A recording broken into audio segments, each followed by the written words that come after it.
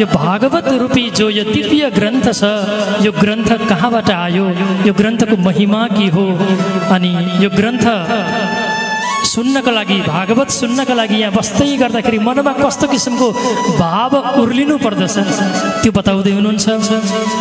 निगमकल्पतरोर्गलितं फलं सुखमुखादमृतद्रवसंयुतं पिबत भागवतं रसमालयम् मोरहो रसिका भुवि भावुकाः निगमकल्पतरोर्गलितं फलम्। प्रामाणिक शास्त्र हो यो श्रीमद् भागवत महाशास्त्र जो हो महापुराण, यो अरू जस्तो शास्त्र होइन अरे, यो शास्त्र प्रामाणिक शास्त्र भनेर बताउँदै हुनुहुन्छ। प्रामाणिक शास्त्र हो भनेर प्रमाण दिनकै लागि वेदव्यास यहाँ के भन्दै हुनुहुन्छ भने वेदमूलक हो भनेर बताउँदै हुनुहुन्छ यहाँनिर। त्यसैले भन्नुभयो निगमकल्पतरोर्गलितं फलम् निगमकल्पतरोर्गलितं फलम्। वेद रूपी कल्प वृक्षमा फलेको एउटा सुन्दर फल हो यो भागवत। सारा शास्त्रहरूको सार भनेको वेद हो। एउटा कल्पना गरौँ, एउटा वेद रूपी एउटा वृक्ष छ, त्यो वेद रूपी वृक्षमा एउटा सुन्दर फल लागेको छ अरे, कल्पना गर्दै जाउँ, त्यो सुन्दर फल नै भागवत हो भनेर बताउँदै हुनुहुन्छ। जहाँ केवल अमृत मात्रै छ अरे, जहाँ केवल रस मात्रै छ अरे, सुखमुखादमृत द्रवसंयुतं।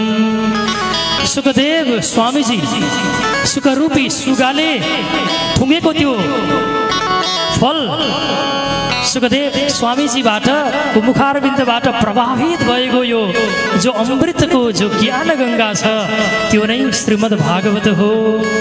पिबत भागवतं रसम आलयम। यहाँ के भन्नुभयो त भन्दाखेरिमा यो फललाई खाऊ भनेर भन्नु भएन, यो फललाई चपाऊ भनेर भन्नु भएन, यो फललाई के गर अरे त भन्दाखेरिमा पिबत, पिउने काम गर। अचम्मको कुरा आयो नि यहाँनिर, एउटा फल छ यो फललाई पिउ भनेर भन्दै हुनुहुन्छ वेदव्यास स्वामीजी। यो फललाई पिउन कसरी सकिन्छ र, चपाउन त सकिन्छ भनेपछि यहाँबाट हामीले के कुरा बुझ्नु पर्यो भने यो फल सांसारिक फल होइन रहेछ, यो फल लौकिक फल होइन रहेछ, यो फल त अलौकिक फल रहेछ, साधारण फल होइन रहेछ, असाधारण फल रहेछ, जसमा न कुनै बिया छ, जसमा न कुनै डाँठ छ, जसमा न कुनै आँखा छ, केवल यो फलमा त रसै रस मात्रै छ।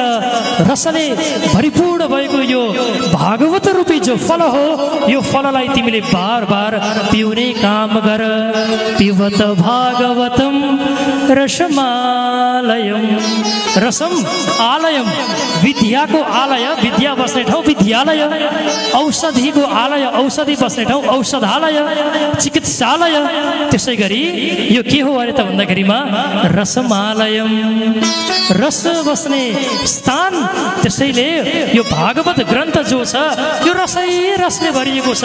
त्यसैले त भागवत भन्नेले पनि यो भागवत भन्दाखेरि रसिक भएर भन्नुपर्दछ, सुन्नेले पनि भागवत सुन्दाखेरि रसिक भएर भन्नुपर्दछ। भागवत भन्दै जाँदा कतिखेर आँसु बग्छन् भन्नेलाई थाहा हुँदैन, भागवत सुन्दै जाँदा सुन्नेको आँखाबाट कतिखेर अश्रु बग्दछन् सुन्नेलाई पनि थाहा हुँदैन। स्वाभाविक त्यो जब आँसु झर्दछ ठान्नुहोस् भगवानले देखिसक्नुभयो, ठान्नुहोस् भगवानसँग प्रीति हाम्रो गाँसिसक्यो। नक्कल गरेर देखाउनका लागि रोइयो भने त्यो फेरि भगवानको समीपमा पुग्न सकिँदैन।